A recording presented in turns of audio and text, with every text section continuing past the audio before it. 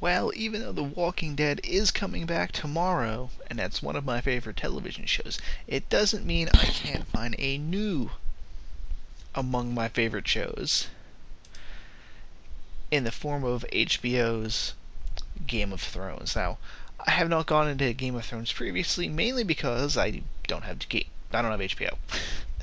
Used to get it, used to watch The Sopranos back in the day, but you switch cable providers, and we just never bothered getting the HBO package, because I think I was the one that really was the only one that watched it. Oh well. Unfortunate, because I would have probably started watching this from the beginning, and I now have the advantage in that I'm watching it on the computer to just immediately go to the next episode. That is until I hit the end of season 2. But I can just imagine with the way some of these end, you're like, I want to see what happens.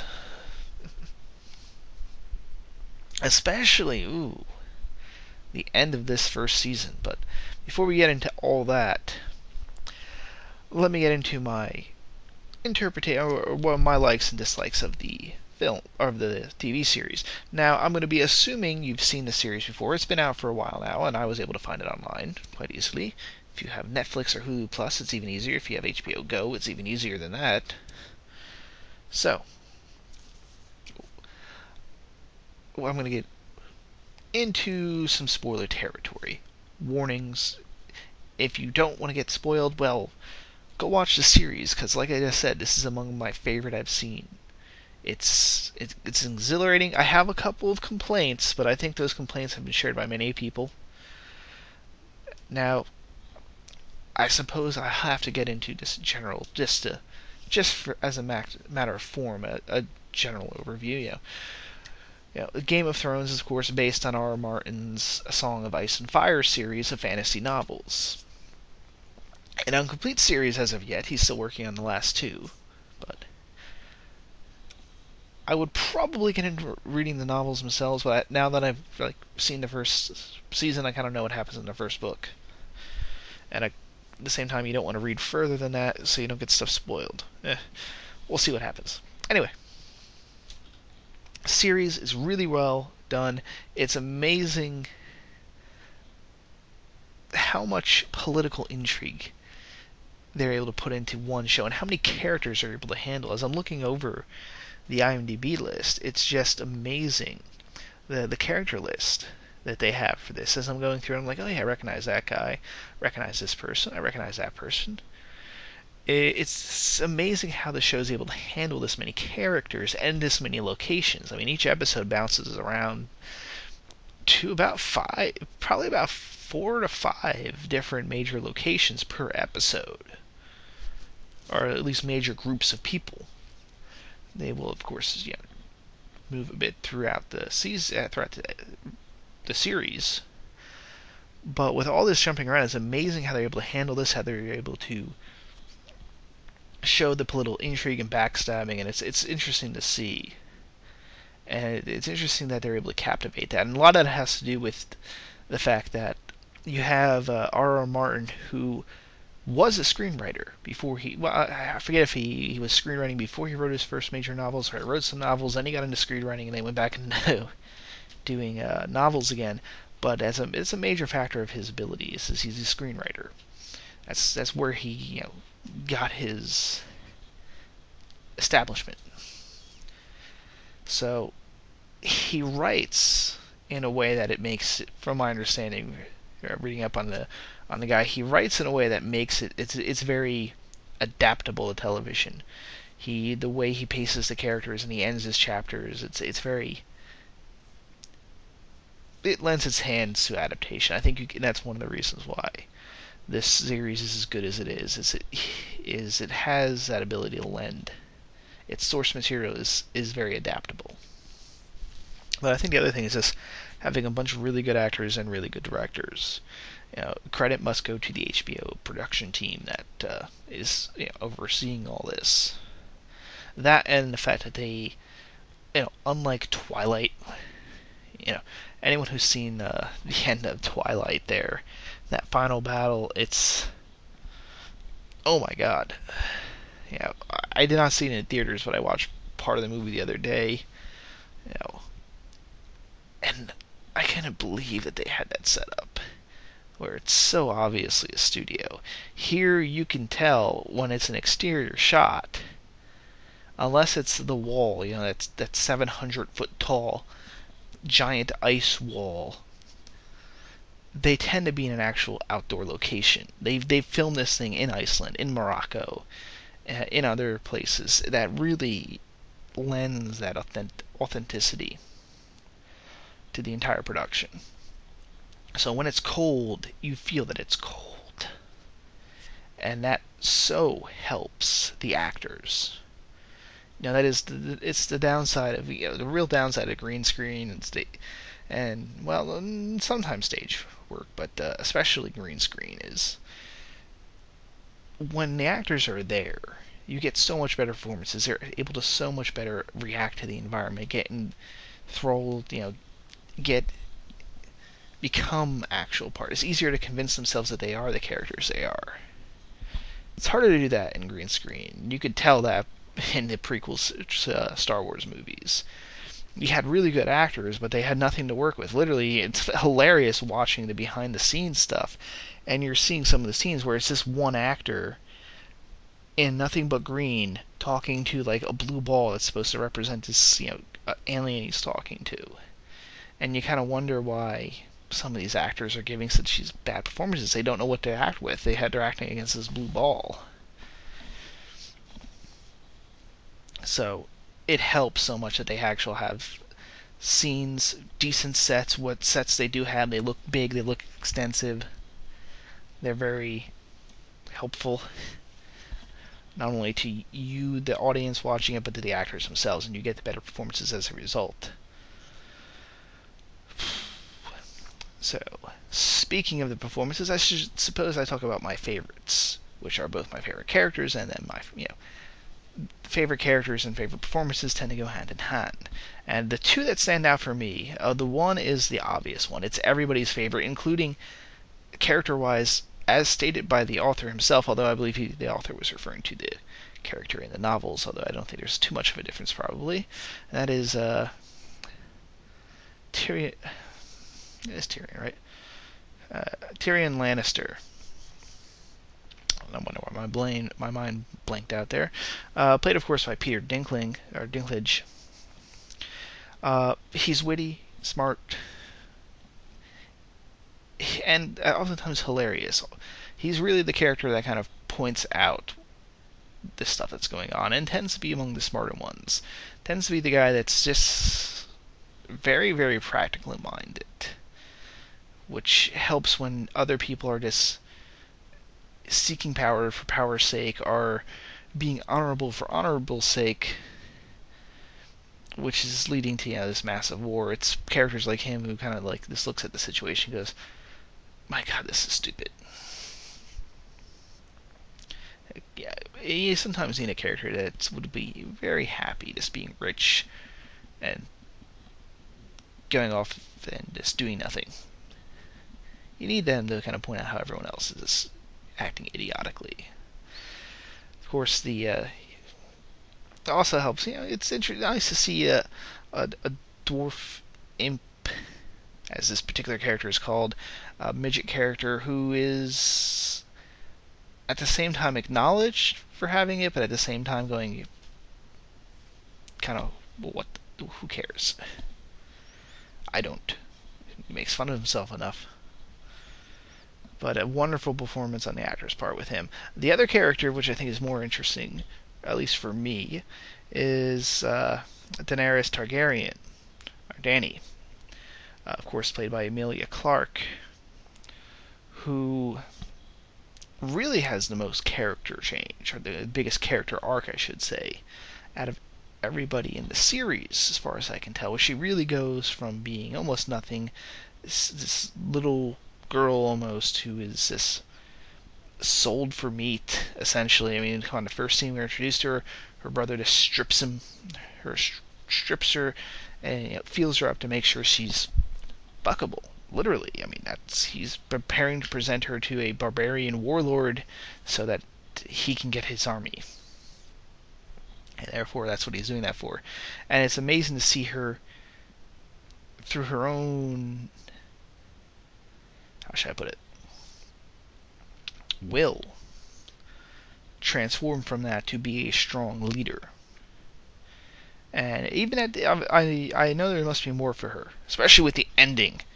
I said there was gonna be spoilers. Well, that's that ending where she jumps on on Drago's funeral fire with her eggs, and the next morning it's revealed, boom, she has her dragons. She survived the entire thing.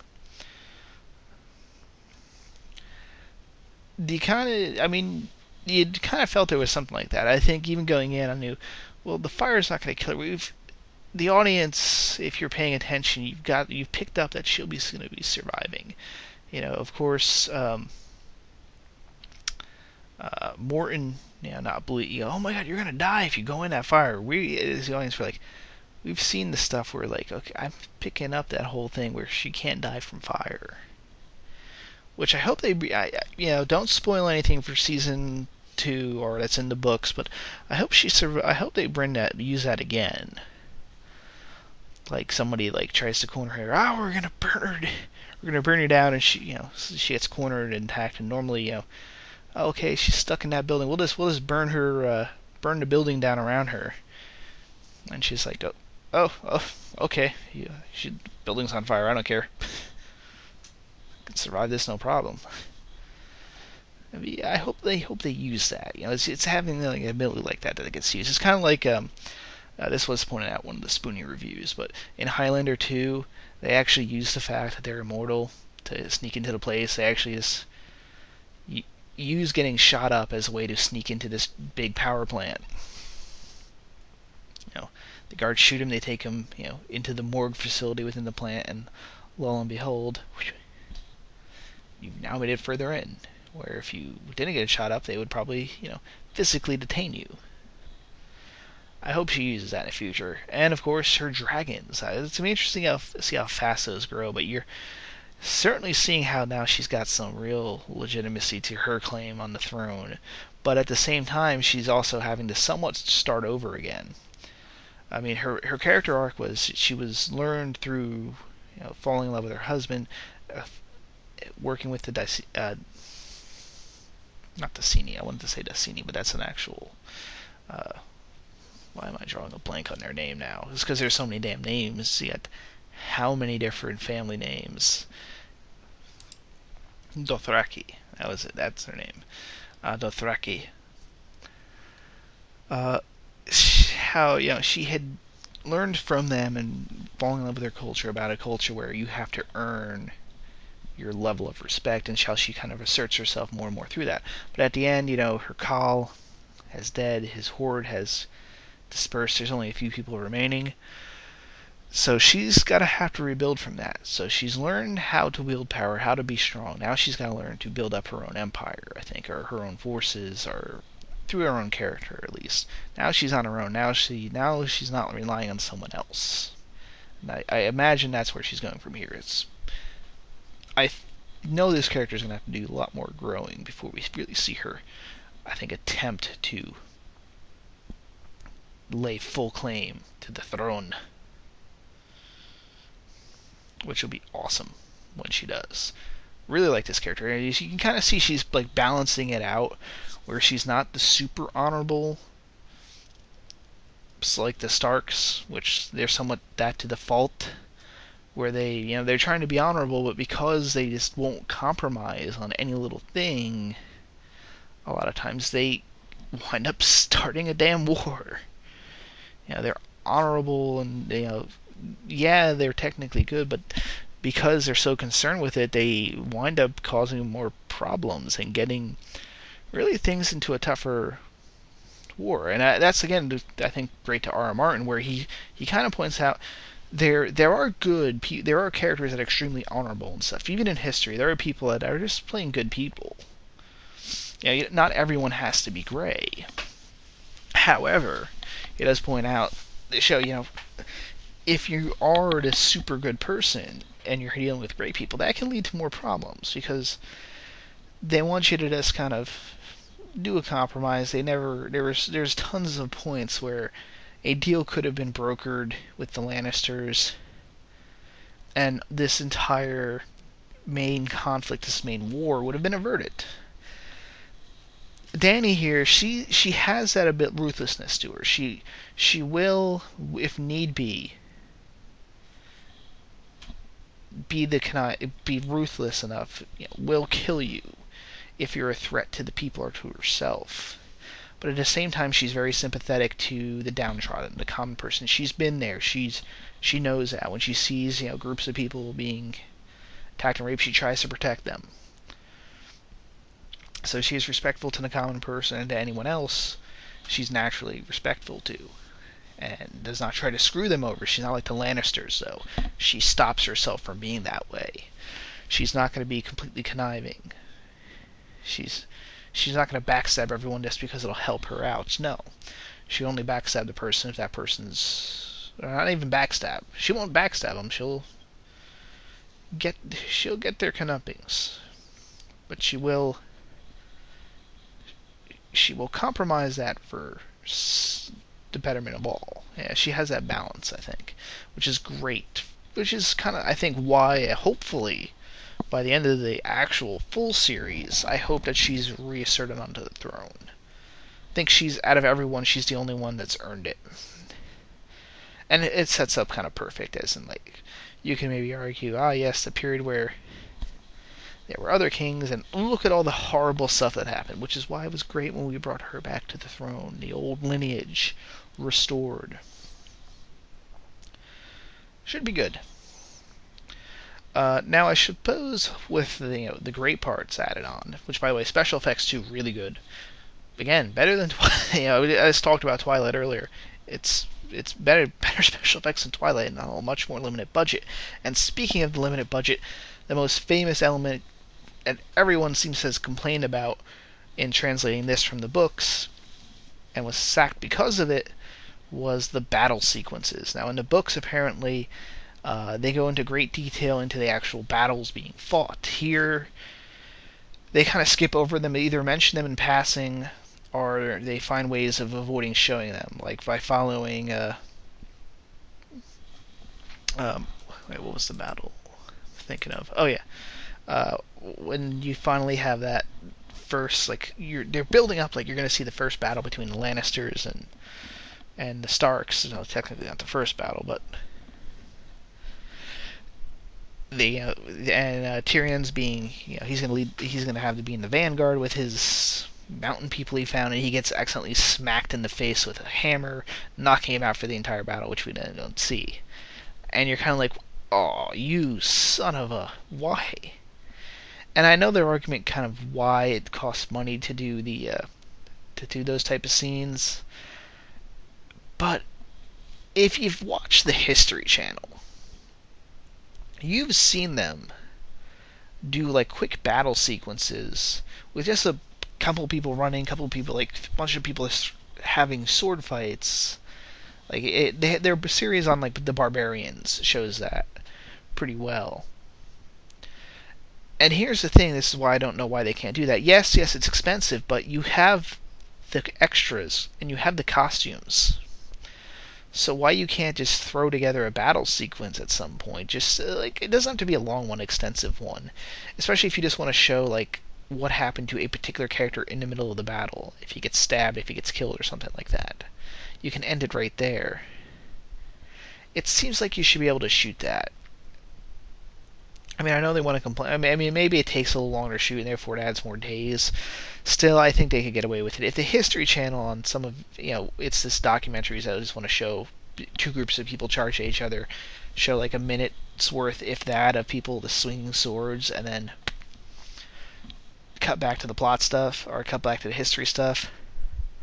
I think this show can too, even with the budget limitations. So, again, it's just a matter of getting the extras in the place in that time, and a lot of times they have the extras. They have the literally dozens of people in costume which you can shoot. I mean, I know for a fact, because I've seen a trailer for the season 2 and such, a couple of like fan videos that showed like little clips from season 2, that they do start getting bigger, I guess you do start seeing the actual budget come back. So hopefully season 2 will see more of that. But it's certainly a complaint that I share. I don't know. I guess maybe the producers had this like, no, we will not compromise. It says there's 20,000. We have to show 20,000 people, which means we have to be a major digital special effect. Like, no, I think I can speak for at least me as a fan. While yes, showing like the thousands on screen at once with doing digital extras and all that stuff would be great. If you have to compromise, I'd rather you show something like that, something from like the History Channel with you showing a couple of dozen people, supposedly, the way you could do that by the way you shoot, a couple of dozen people being a major battle, because you want to focus on a particular person in the battle, and that's really the way you get it. That's why you don't have to focus on the entire horde, attacking. You can just show the battle from a particular soldier's perspective. Well, normally in this case, one of the particular character's perspective. Whether it's Robb or somebody else. Even something like Tyrion's perspective, although he would only be in one part of the little tiny battle, and maybe there would just be you can tell a mini story that way. I would rather see that than no battle at all and purposely kind of skipping over the battles, because it gets frustrating.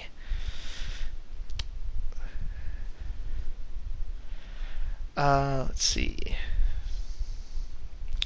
Anything else to talk about? Other than how awesome the show is, not a whole lot. Some people complain about the amount of nudity. Yeah, at points it does seem like HBO is just kind of throwing the nudity in because they're like, we're HBO, this is one of our series, so by damn it, we have to have nudity every episode. Find an excuse. There are plenty of scenes where it seems fine. I don't think you can complain either way. Like I said, the first scene with Daenerys, the nudity is absolutely justified. You want to see how her character is being treated.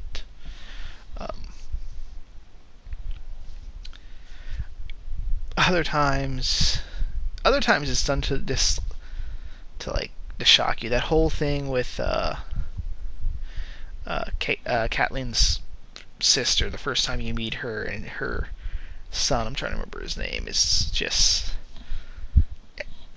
I want to know how they legally pulled that scene off, by the way.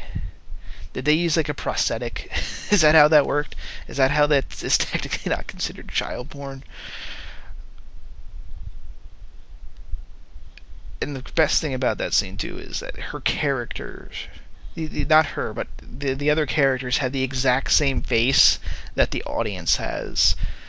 There, and especially there's like a little bit. There's a lovely like little moment in that scene where both Catelyn Stark, or Lady Stark, and Tyrion kind of just look at each other and go, "She's crazy." But the way the character's looking, you're like, oh my god, what the... Yeah. Although I guess I don't begrudge that scene, just because it's supposed to show the pure state of almost like insanity that character is in, and the messed up stuff she's doing. So that's justified. Some people will call the show sexist or anti-feminist because of that. No, I don't think so.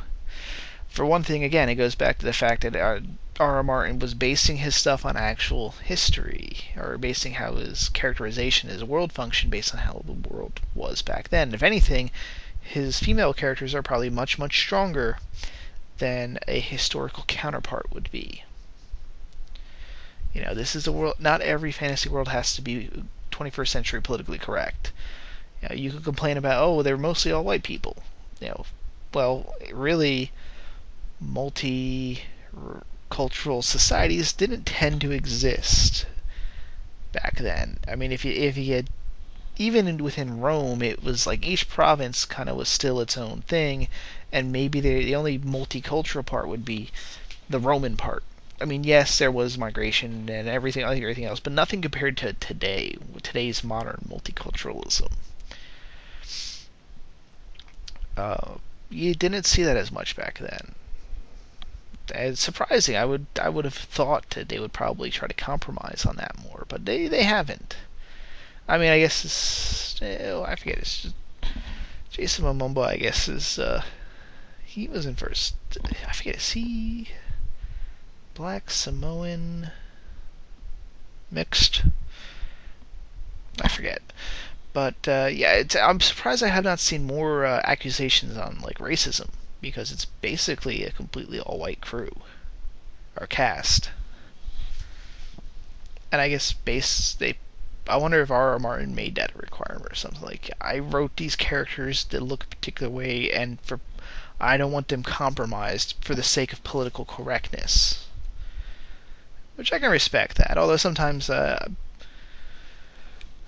you can cast a really good actor who just happens to be a different race. For example, they got in Thor they cast Idris Elba as Heimdall, and there was, oh my god, they cast him for political correctness.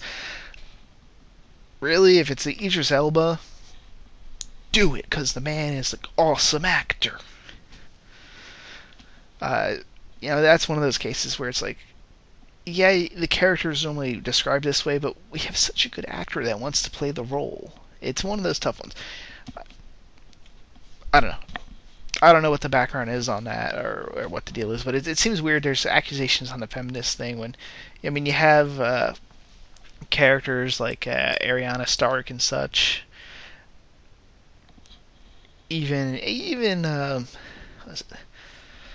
Sarah, I can't ever remember to pronounce her. I just call it Queen Bitch, but what was her name? According to IMDb here, Cersei Lannister. I just call her Queen Bitch. Played by Lena Headey, who's also, she's Mama from Dredd. Actually, I'm increasingly liking this actress's pick in movies. She's becoming one of those actresses, like, she's in that movie, it's probably going to be something I'm going to like. I mean, she was also Queen Gorgo in 300, so works. She's one of those actors, kind of like Ian Glenn there, who's always good at playing. Actually, surprisingly, he normally plays this evil bastard of a villain, and his character in here is so much more complex, supportive. You like him. You kind of feel sorry for the position he's in. He, of course, plays Sir John Morton, who is basically Danny's advisor there. He was also Dr. Isaacs in Resident Evil Extinction. And he has a voice that just, like, he's got one of those very distinctive voices. But I think I have rambled on enough about this, so I am going to sign off, post this up, and then check out, of course, Season 2. And I guess within a couple days you'll be seeing a review on that. Also, tomorrow The Walking Dead comes back, so I will have a review. Most of you will probably see this posted up by the time. Most people that watch this are probably not going to see this within the next 24 hours. So there's going to be a Walking Dead mid-season premiere video up. And next week I plan on seeing Die Hard. So that is certainly going to be worth checking out. Signing off for now, guys. I have to go off to Westeros.